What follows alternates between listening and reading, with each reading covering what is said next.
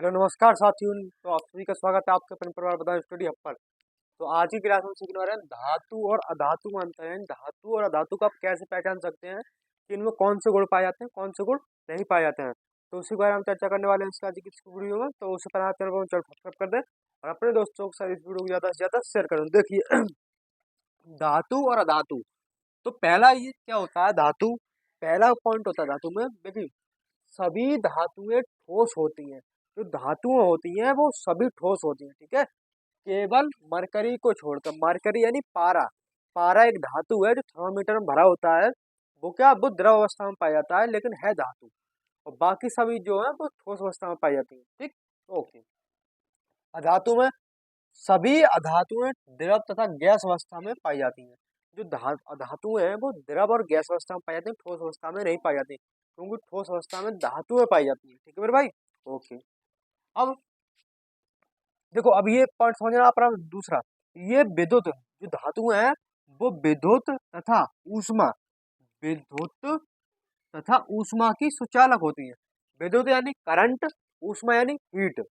Current और heat क्या होती है, सुचालक होती है, यानी इसमें करंट बहुत तेजी से फ्लो होता है। करंट मतलब बहुत तेजी से फ्लो होता है और हीट भी बहुत तेजी से फ्लो होती है। जैसे लोहा है, लोहा धातु है।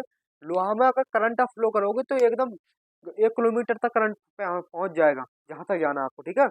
और हीट उसमें अगर आप करोगे तो हीट भी बहुत जल्दी खींचेगा, यानी सुचालक है, क्योंकि इसमें जो हीट और करंट की जो सुचालकता है वो बहुत ज्यादा है, ठीक है। लोहा में, धातुओं में बहुत ज्यादा सुचालकता पाई जाती है हीट और करंट की बात, ठीक है। अब देखो अधातुओं क्या होती है, ये विद्युत तथा ऊष्मा की क्या होती है, कुचालक होती है।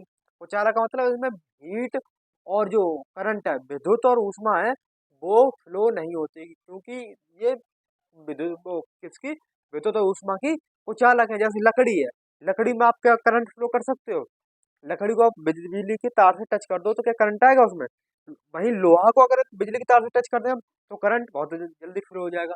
अब उसी लकड़ी को अगर आप चूल्हे में डालोगे यानी आग जलाओगे तो वो जल तो जाएगी, लेकिन उसमें हीट नहीं पहुंचेगी, क्योंकि अगर आप एक छोड़ लेना, इतना एक सेंट मतलब ले लेना आप, 1 फीट का कोई टुकड़ा ले लेना उसका, लकड़ी का, एक सिरे पर आग जला देना और एक सिरा अपने हाथों पकड़ लेना, तो तभी आपका हाथ जलेगा जब वो आपके सिरे तक, दूसरे सिरे तक पहुंच जाएगी आगे, वरना उसमें हीट फ्लो नहीं होगी, ठीक है। ओके। नंबर 3, इनमें तन्यता का गुण पाया जाता है। किनमें, धातुओं में तन्यता का गुण पाया जाता है। तन्यता का मतलब खींची जा सकती है, इसीलिए क्या होती है, खींची जा सकती है।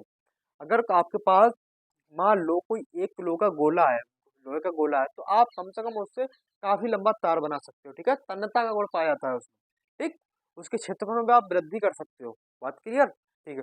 जैसे सबसे ज्यादा ताकत तन्यता का गुण पाया जाता है वो है सोना। सोने में सबसे ज्यादा सर्वाधिक तन्यता पाई जाती है। सर्वाधिक तन्यता किसमें पाई जाती है, सोने में। सर्वाधिक तन्यता, तन्यता किसमें, सोना, यानी एयू, जिसको हम क्या बोलते हैं, एयू, ठीक है। 1 ग्राम सोने से आप क्या बना सकते हो, 1 किलोमीटर लंबा तार बना सकते हो। इतनी तन्यता का गुण पाया जाता है धातुओं में, यानी सोने में, ठीक है। तो वो सोना क्या है, धातु है, ओके। इनमें तन्यता का गुण नहीं पाया जाता है, किनमें, अधातुओं में तन्यता का गुण बिल्कुल भी नहीं पाया जाता, कतई भी नहीं पाया जाता है, ठीक है।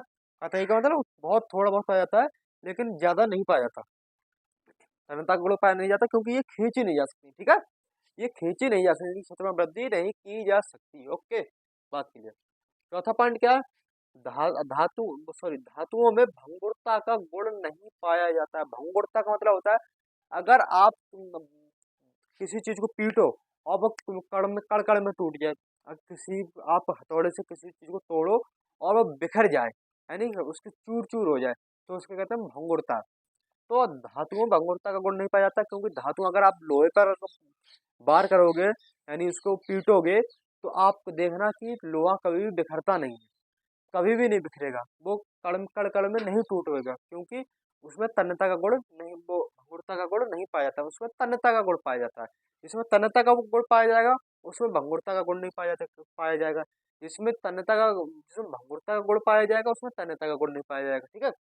आप ये चीज याद रखना, धातुओं में भंगुरता का गुण नहीं पाया जाता क्योंकि ये चूर चूर नहीं होती है, ठीक है। ओके।